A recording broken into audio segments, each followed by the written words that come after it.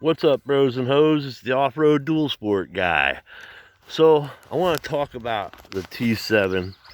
Everybody's always on the positive side. You know, I'm a little bit of a negative asshole. So I'm going to talk about some of the stuff that I wish was a little different. But at the same time, I do understand I'm coming from an off-road guy riding off-road bikes who's now riding a street bike in the woods. I get it. I hope all of you do. I love the car rally. I get the bike. I get the idea. I love the concept. That's why I'm here today with this bike. With that said, all right, I do notice some guys on these forums, or maybe they don't come from a heavy off-road background. They come from more of a street background. So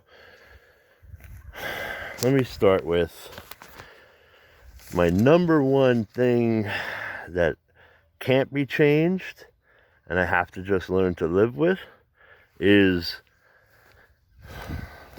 this clutch. When you're riding down the road, your leg is on that clutch housing the whole time. That's it's nothing you can do about it, but it's a little disappointing. I worry about this water pump setup. It's just, you know, you fall over in a pile of rocks, that's the first thing that's going to hit the ground. That and that clutch cover. So, I mean, I did get an AXP skid plate, so it'll hopefully protect that area.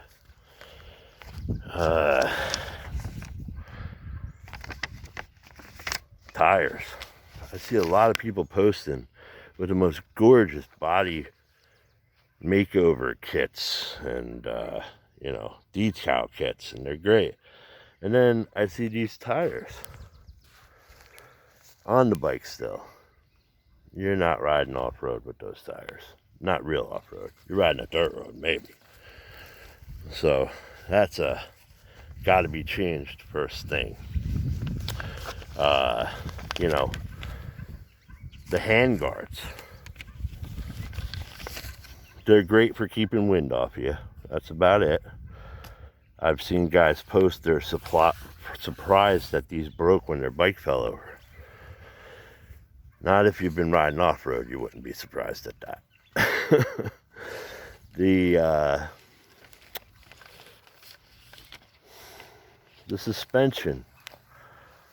I can't wait to dig into that because it just feels like there's a lot of hydraulic lock in the rear that comes on quick. Almost like they put a lot of shims in their high-speed stack. I don't know. We're going to figure that out. The skid plate. I chose an AXP plastic for the water pump guard. You choose what you want, but that beer can has to be replaced as soon as possible. That oil filter is just too vulnerable to attack. Again, I am wrapping my head around the fact that I am riding a street bike in the woods, and it does take a different riding style and a little more patience. I'm looking forward to getting rid of these turn signals. I keep seeing people getting tail tighties. This bike came with a tail tighty.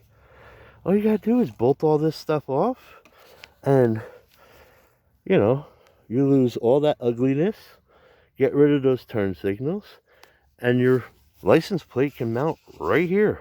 That's what mine's gonna go. And then I'm getting some nice turn signals, and we're gonna tuck them in right here on both sides. It's gonna be beautiful, you'll see. But other than that, and maybe I wish the stock chain was a little bit stronger, but they all have initial stretch in them. On the street, which is where this bike came from the MT-07, which is a awesome little bike that people love. She's smooth, man. I mean, I'm going down Route 80 over 100 miles an hour, and I feel like I'm doing 50 miles an hour on the bike. So, street performance, oh, this bike is awesome. It's a little crazy tipping into turns. You're so tall.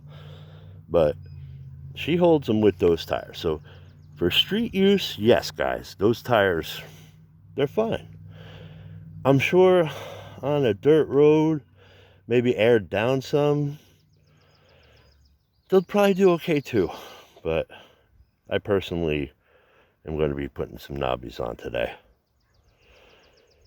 So I'm giving up my day of riding to get this thing a little more off-road worthy. We're putting on some skid plate, we're putting on some tires, we're putting on bark busters, and then we're going to go rip her off-road. I'll tell you more about it after that next week. Have a great day.